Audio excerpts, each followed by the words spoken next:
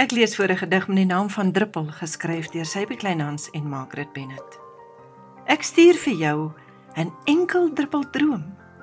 toegedraai in satijn sag woorde, vasgestrik met kristalskoon lag, geskryf met diep binne liefde, gestuur op wieke van breed sweef drome, net een traandruppel uit 'n dankbare oog, geskryf staan daar net, dankie wie jy is, wat jy is. In sagte sugdroom omsoom en in kleurvolle beelde ewigheid, met suiwer betekenis gebind, met diep omgee strale, gelouter op wieke van breed sweef liefde en een nuwe lente, uit 'n suiwer gekwaste hart, geweef droom jy kwesbaar, my lig vir jou donker, omdat jy is.